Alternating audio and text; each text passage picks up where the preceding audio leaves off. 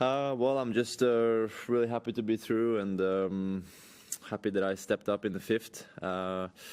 Anytime you play a or a five-setter, it will be ups and downs because you will lose 2 sets, and that's not a good feeling. But if you can win 3 of them, that's it. That's the main objective. And first match can always be tricky. It's I don't have an excuse because I've been there for 10 days. But sometimes if you're not maybe used to the conditions and so on, and of course you don't want to lose early, so you can be a little extra tight. But yeah, I'm happy I got through, and I just made more balls towards the end. Played a couple loose sets, a bit too loose, second and fourth, and did too many mistakes. But it's okay. We have time in 5-setters, and yeah, I stepped up when I needed the most. Any questions? Over there, Charlie. Congrats, Casper. Just wondered, in the long match today, what do you eat before you play, and how do you fuel during a match? I mostly eat quite big chunk of rice with either some sort of protein, either chicken or salmon, and maybe just as well olive oil and salt. Just kind of very boring stuff, but it works. And during 5-setter, it's a little different than 3-setter because I start eating small bites a bit earlier. I don't really like eating on court because you always your pulse is always pretty high and you have the adrenaline. It's not very easy to feel hungry, but I realized that if I don't fuel up anything other than liquid, I'm gonna be maybe cramping up and tired towards the end of a 5th set. So I need to eat a little bit. So usually a chocolate bar or banana does it for me. But pre-meal is always rice. Pasta is too heavy for me, so I have chosen rice as the thing that works for me. Casper, hi. You played against Jaume in hard courts before and you lose. Yeah. Is that on mind when you enter to the center court that maybe it's a player who also beat you in this surface, especially when you go into the 5th set? Yeah, definitely. 5th set, I try not to think about that, but in a way, I have a positive record against him, but when that one loss was the last match we played, you think a little bit extra about it. And honestly, I mean, it's normal to be quite nervous at the beginning of a tournament. I've never played my opening match on a Sunday, and it feels like if I would have lost today, I felt like I would be on the way home before the tournament even started. So really didn't want to lose, and I guess maybe that also helped me pull through the 5th set, just kind of in a way refusing to lose, if that's something you can say. And it wasn't necessarily pretty always, but it worked, and I got there in the end. And I played a good 5th set, and that's what I'm going to take with me for the next match. And also happy that I was able to overcome and get my revenge from last time. Casper, congratulations. Hey. It's obviously difficult to be ready as soon as January 10th for a Grand Slam tournament. What's your way to prepare the season? What did you do after the ATP finals? And maybe you can compare with the previous seasons if you changed something. Yeah, I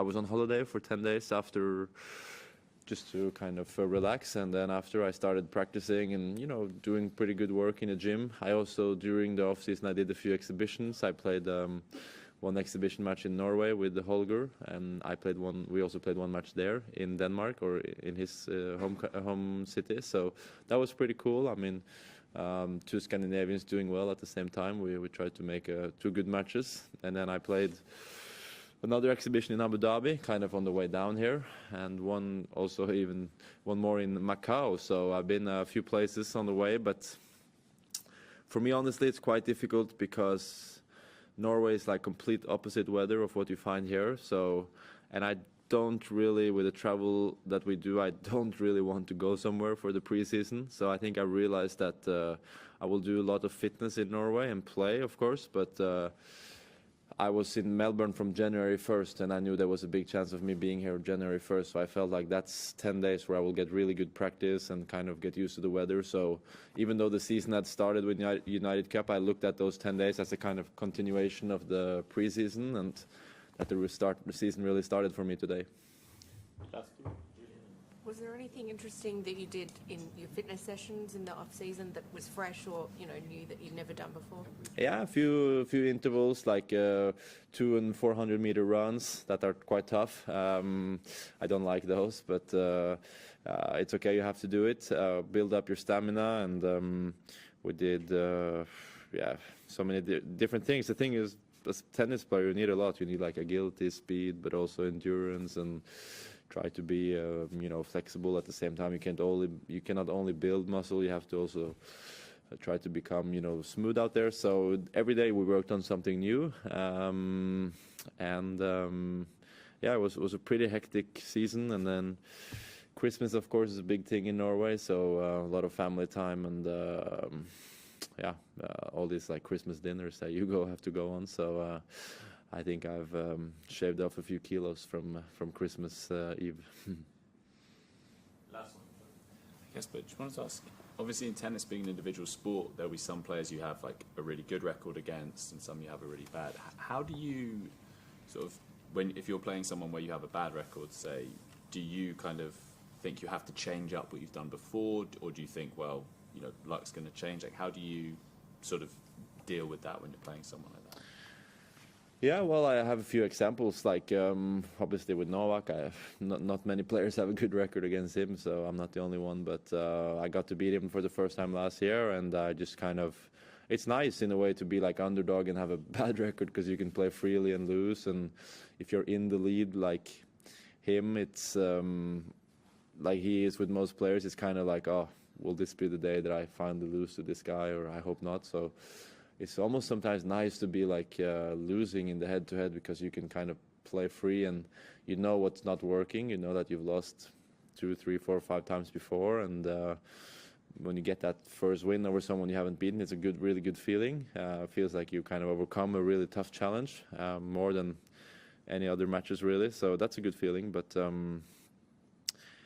I also realized that at the end of the day, like every day is a new day, every match is a new match. I mean, anything can happen out there, because all the guys are so good and can play well.